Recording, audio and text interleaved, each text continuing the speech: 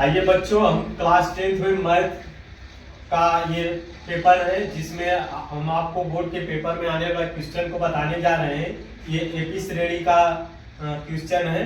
इसको अच्छे से सॉल्व करते हैं, देखते हैं कैसे सॉल्व होगा। एपी का प्रथम पद 5 दे दिया है, श्रेणी का अंतिम पद यल का मान 45 दे दिया है और पदों का योग 400 है। पदों की संख्या और सर्वांतर बताना है। तो पदों की संख्या हमें यन का मान बताना है, सर्वांतर मतलब बी का मान बताना है। तो प्रथम पद ए से दर्शाते हैं। ए का मान हमारा 5 है, यल का मान अंतिम पद 45 है और यश का मान 400। यश का मतलब सभी पदों का योग, सभी पदों का योग 400 दिया है। अब पदों का योग कौन सा फार्मूला होता है लगाने के लिए, इसके यन का मान निकालने के लिए हमको यन का मान चाहिए।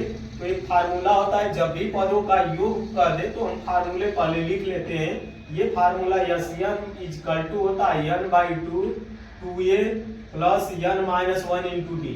डी सर्वांतर होता है, यन पदों की संख्या होती है और यस यन पदों का योग होता है कितने पद है। तो देखिए इसको हम पेंस थोड़ा प्रसार भी कर सकते हैं। जैसे 2a है तो a plus n minus 1 into D लिख सकते हैं। a को 2 बार लिख दीजिए। तो 2 बार लिखने का मतलब क्या है, हमारा अंतिम पद दे दिया है, अंतिम पद यल। तो अंतिम पद यल का मान दे दिया है, तो l equal to a plus n minus 1 into d ये फार्मूला होता है।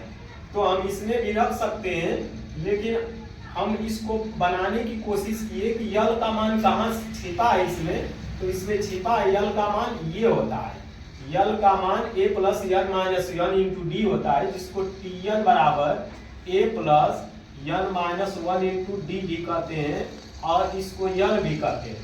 अंतिम पद हो जाता है तो यल हो जाता है और tnवा पद भी होता है। तो देखिए यहाँ पर अब मान रख दीजिए। यन का मान हमारा दे दिया है, यन का मान 400, यहाँ पर 400 कर देंगे। यन का मान हमें निकालना है, 2 कर देंगे। ए का मान 5 दिया है, यल का मान 45 दिया है। आप देख लीजिए यहाँ पर 45 है, 5 और 45 जोड़ेंगे 50 हो जाएगा।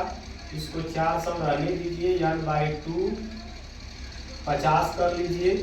अब इस 2 से कटा दीजिए 50 को, तो ये 25 हो जाएगा और 25 400, 25 को नीचे ला दीजिए, 400 में भाग दे दीजिए, 400 में भाग दे देंगे तो ये हमारा आ जाएगा 25 का भाग देंगे तो 25 चौको 100, तो 4 चौको 16, मतलब 25 का 16 में गुणा करेंगे तो यह आ जाएगा हमारा 400। तो यन का मान हमारा 16 हो गया।